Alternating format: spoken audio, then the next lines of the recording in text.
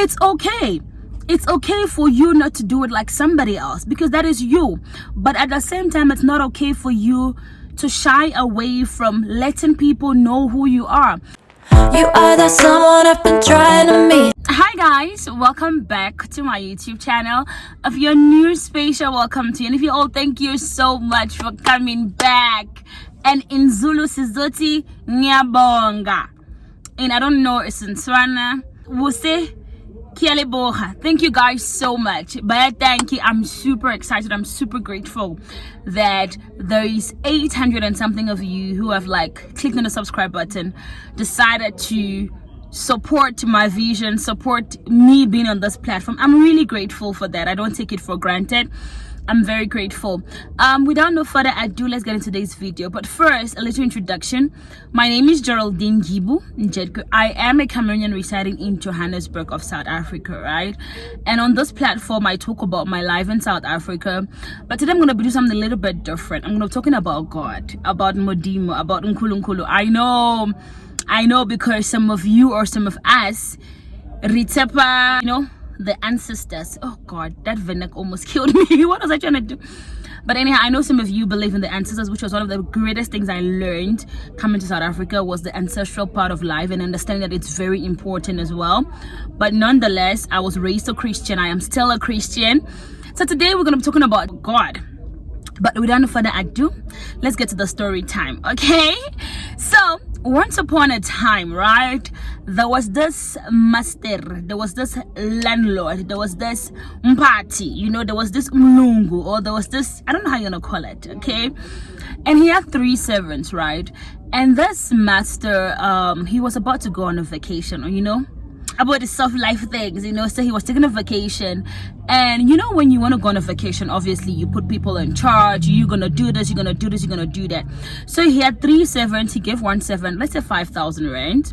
To another servant he gave, let's say 2,000 rand, and another servant he gave 1,000 rand, right, before he left. And when he came back from his holiday, obviously, first thing, ufunama update, you want to know who was busy with what, who was doing what, and all of those things.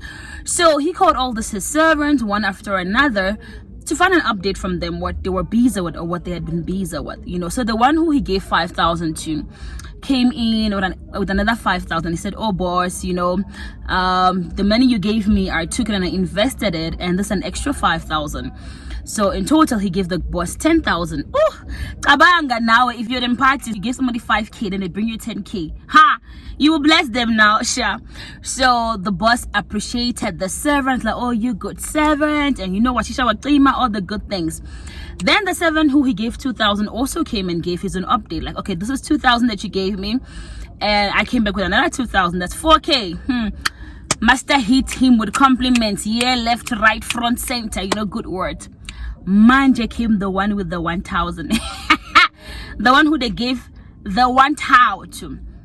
And the servant who had the 1,000, when he came, he said, oh master, I know you're very greedy. You like to reap from where you didn't sow. So you gave me your 1,000, and I went and dug up a hole, and I put your money in it. And now you 1,000 yako. Oh my God. Umpati was very upset. Umpati got so angry. Umpati was like, I'm a greedy man.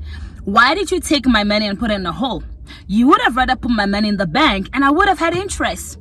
Why put my money in a hole, knowing fully well that I'm greedy, I want to reap from where I didn't sow, and yet you do me like this? Insulted that servant, spoke back to the servant, and drove him away. Right, so that's the end of the story. This story is a story in the Bible. It's taken from Matthew chapter 25, from verse 14 to verse 13, right? And now the lessons from this story goes this. I've got 3 lessons which I really want to share with everybody. The very first lesson is that we are different for a reason. Right, because you'd want to ask yourself, why did the master give one 5,000, give another one 2,000, give another one 1,000? Why was he unfair like that? Why didn't he give all of them 5,000? Or why didn't he give all of them 2,000? Or why did he give all of them 1,000? Why did he make it different? Right, that brings us back to our lives. We are all different. There is nobody like you.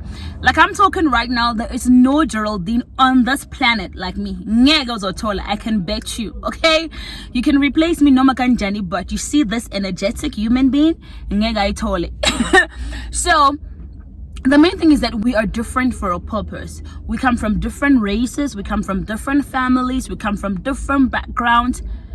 And I think another thing too as well that story also teaches us to say, we are never going to be equal. I know, kumsebenzi, you're wondering yourself, but why am I getting less than this person? I'm more qualified than this person. Why am I? This is the word of God coming to you to say God knows it all, and he made it like that for a purpose. He made it like that for a reason, and it's only for you to go and find out to say, what is my purpose? Why am I dark skin? Why am I light skin? Why am I South African? Why am I in this family which I belong to?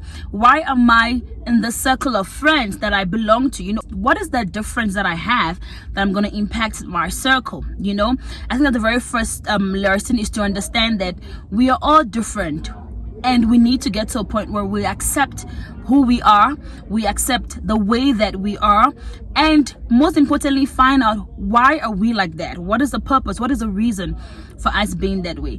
And then the second lesson is that God has given each and every one of us a talent, to say, and to each person you have different talent. That's why to one person the master gave 5,000, another one 2,000, another one 1,000.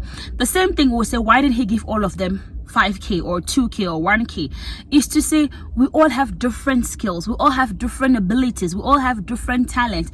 Like I said in the very first point, you need to go back and find out your purpose. You need to go find out why you are the way you are, and what are your talents, what are your skills, what is that thing that makes you different, what is that thing that makes you an amazing person, or what is that thing that makes you a strict person?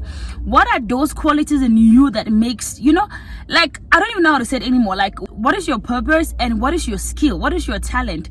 And lastly, it's also going now to the seventh of 1K, who took the money and went and buried it. Is to say, a lot of us, we have purpose, we have skills, we've got talent, but we've buried it, we've covered it up. And I know some people be like, oh, but I'm very shy, I'm very timid, I'm not confident like that, I can't talk like you do, I can't dance like that.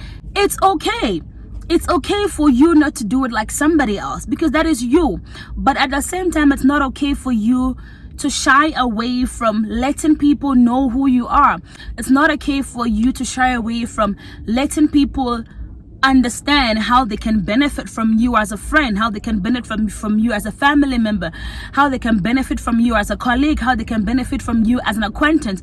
Wherever you find yourself, whatever skill you have, unleash that talent. We are 6 months into 2023. Those far the Lord has brought us, and it's to say, so far you've come into this 2023, that skill that you have, you've been so shy, like, okay, no, but I can't talk.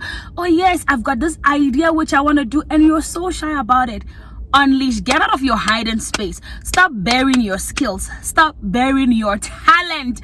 I don't know who is listening to me right now, I don't know where you're listening to me from, but it's to say, that business idea, that thing that you want to do, it's okay to start it now. You don't need to have it all figured out. You don't need to have it all perfectly planned. I know some people are perfectionists. You want to have it like, oh, I need to get this and this and that before I can start. Start now. Start where you are. Start small. I can literally remember for myself, I didn't think that I would come this far on YouTube. When I started, I started very small. I don't think, for me to even get my first 100 subscribers, I was super excited. But look at me right now. I've exceeded the watch hours. I'm looking out to my subscriber count. But most importantly, I'm just grateful that I'm kind of achieving my purpose. I'm kind of living my life to the best of my ability and sharing that with you all, and people are being impacted positively, negatively. I cannot control all of that, but I really hope that this content will reach who it was supposed to reach, and I really hope that you can start that business idea. I really hope that you can start that course. I really hope that you can start that thing that you've been dragging and postponing. It doesn't have to be perfect, and I think for those who are scared to say, oh no, but I'm scared, I don't have everything, they say practice makes perfect. If you've got this idea which you want to do, practice on it. And if you don't practice on it, how are you ever going to become perfect? And if you don't start it, how will you ever become perfect? So start it. I remember when I started leading praise in my church, I was so super scared. I was so super shy because I used to back up, singing in church. I used to back up. But something happened where now I was pushed to the front line of leading. And some days I had it really bad, and some days, okay, I'll get it all right. But one thing I also learned was that practice makes perfect. During my week, like, I would practice the songs that I want to lead in church. I would practice, like, and rehearse at home. And I think now I'm not the best. I think there's still better. There's still room for improvement, obviously, but I'm grateful that I'm more comfortable now.